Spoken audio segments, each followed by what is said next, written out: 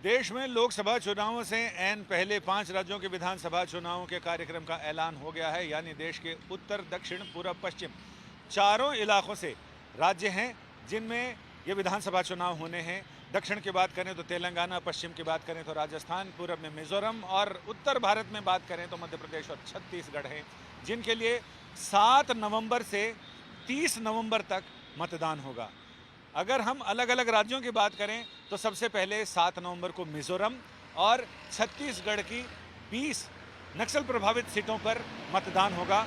इसके बाद 17 नवंबर को छत्तीसगढ़ का दूसरा चरण जिसमें 70 सीटें होंगी और मध्य प्रदेश की विधानसभा चुनाव के लिए पहले चरण का यानी एक ही चरण में मतदान होना है, तो मध्य प्रदेश में 17 नवंबर को वोट डाले जाएंगे। राजस्थान में 23 नवंबर को मतदान है और तेलंगाना में 30 नवंबर को। इसके साथ ही 5 राज्यों में विधानसभा चुनाव के मतदान का दौर खत्म हो जाएगा। मतगणना 3 दिसंबर को होगी और उसी दिन नतीजे आ जाएंगे। इसके साथ ही 5 राज्यों में विधानसभाओं के गठन का काम पूरा हो जाएगा। इसके बाद सिर्फ एक औपचारिकता रह जाती है, जब विधायकों को नवनिर्वाचित विधायकों को शपथ दिलाई जाएगी और विधानसभा गठन का काम पूरा हो जाएगा। चुनौतियां ये भी रहती हैं कि नक्सल प्रभावित इलाकों में 2 चरणों में चुनाव 2018 की तरह कराए गए हैं।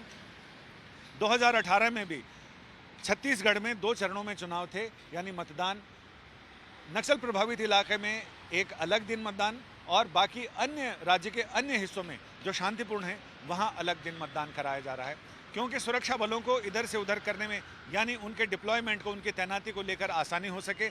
ऐसे में राजस्थान, मिजोरम, तेलंगाना और मध्य प्रदेश, इनमें पहले की तरह 2018 की तरह एक ही चरण में मतदान है। ये अलग बात है कि मतदान एक ही तारीख को नहीं है, अलग अलग तारीखों में है।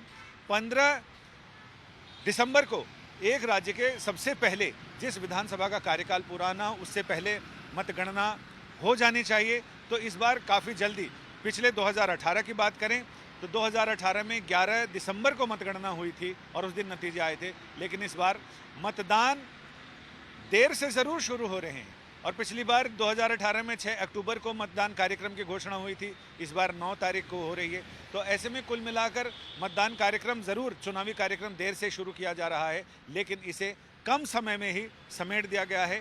और इसके साथ ही मतगणना भी पिछली बार के मुकाबले हफ्ते दिन पहले से हो जाएगी और 3 दिसंबर को नतीजे आ जाएंगे। 5 राज्यों में विधानसभाओं का गठन हो जाएगा।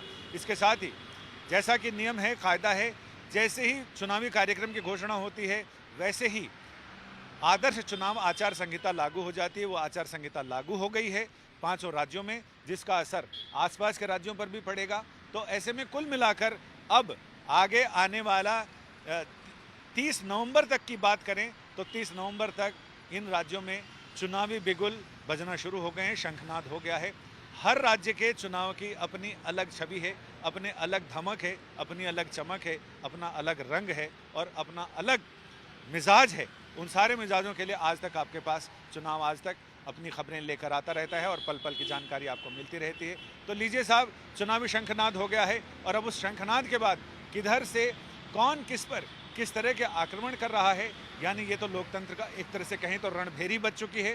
तो ऐसे में अलग अलग चीज़ों की जानकारियाँ आपको लगातार पहुँचाते रहेंगे। फिलहाल कैमरामैन प्रेमचंद के साथ संजय शर्मा, दिल्ली से चुनाव आज तक के लिए।